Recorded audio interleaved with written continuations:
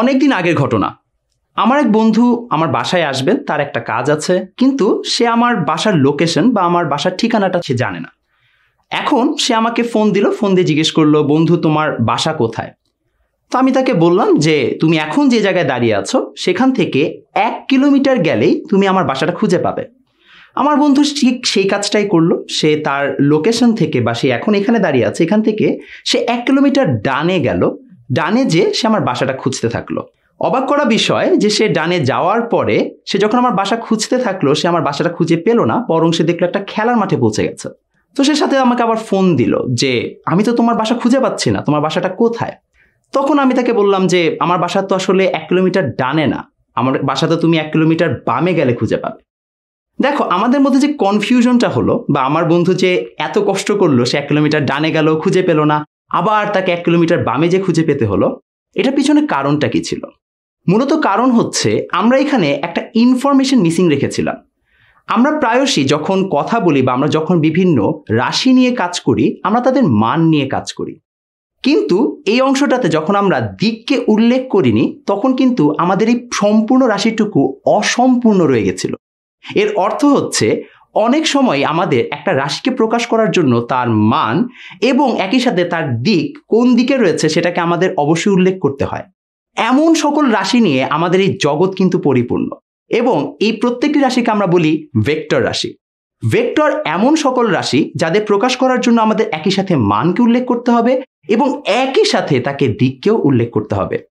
প্রশ্ন দাঁড়াচ্ছে, তাহলে এই ভেক্টর রাশিগুলোর উদাহরণ কি, বা আসলে ভেক্টর রাশিগুলো দেখতে কিরকম হয়? এটা কি সচরাচর আমরা আশেপাশে দেখলেই খুঁজে পাবো?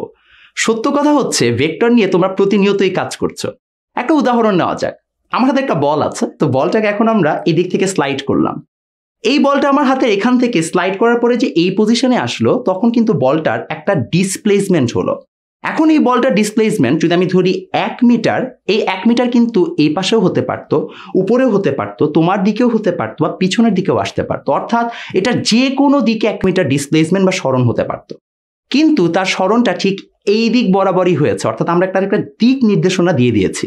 এই ধরনের আমরা যখন ডিসপ্লেসমেন্ট বা সরণের কথা বলি তা কিন্তু একটা ভেক্টর রাশি।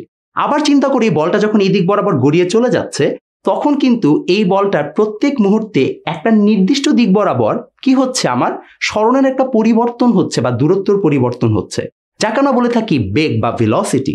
এর অর্থ হচ্ছে আমাদের বেগ বা ভেলোসিটি তারও যেটা একটা নির্দিষ্ট দিক রয়েছে, সেটিও একটা ভেক্টর রাশি।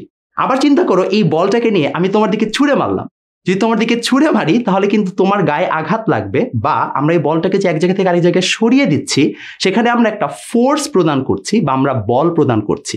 এবং আমি এই বলটাকে যে কোনো দিকে দিতে পারতাম, রাইট? এদিকে, ওইদিকে, তোমার দিকে, সব দিকে আমরা বলটাকে ছুটতে পারতাম। কিন্তু এই বলটাকে যে আমরা একটা নির্দিষ্ট ডিরেকশনে দিচ্ছি, এর অর্থ হচ্ছে এই বলটা একটা নির্দিষ্ট দিক রয়েছে, তথা এই ফোর্স বা বলও কিন্তু একটা ভেক্টর রাশি। প্রশ্ন দাঁড়ায় যে আমরা সবাই কিন্তু মান চিনি, এর অর্থ হচ্ছে আমরা জানি কিভাবে মান দ্বারা প্রকাশ করতে হয়, কিন্তু ভেক্টরের দিক কিভাবে প্রকাশ করা যায়? সত্যি বলতে ভেক্টরের দিক অনেকভাবে প্রকাশ করা যায়, বাট পপুলার বা হচ্ছে আমাদের কাছে পরিচিত কয়েকটি নিয়ম রয়েছে।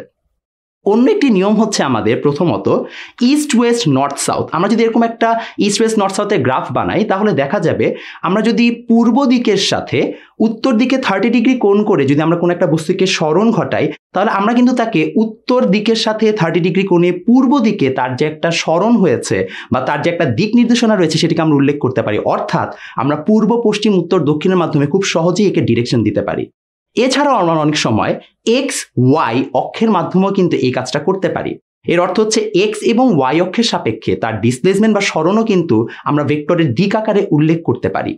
এটি বাদেও আমরা চাইলে যে কোনো দুটো ভেক্টর রাশিকে, র্যান্ডম দুটো ভেক্টর রাশি যদি নিয়ে থাকি, যেমন ধরে নাও একটা ভেক্টর রাশি, এই একটা ভেক্টর রাশি, এবং এদের মধ্যেও দেখা যায় আমাদের একটা নির্দিষ্ট কোণ উৎপন্ন হয়েছে, আমরা এই দুটো ভেক্টরের কোণের সাপেক্ষেও বা দুটো ভেক্টরের অবস্থানের সাপেক্ষেও কিন্তু আমরা একে অপরকে প্রকাশ করতে পারি বা তাদের কোণগুলো বা দিকগুলোকে আমরা উপস্থাপন করতে পারি। এর অর্থ হচ্ছে আমরা ইস্ট ওয়েস্ট নর্থ সাউথ বা আমরা উত্তর দক্ষিণ পূর্ব পশ্চিমের মাধ্যমে যেমন করতে পারি, আমরা নর্মালি এক্স ওয়াই অক্ষের সাপেক্ষে করতে পারি, কিংবা আমরা র্যান্ডম যে কোনো দুটো ভেক্টরের কোণের সাপেক্ষেও আমরা তার দিককে প্রকাশ করতে পারি।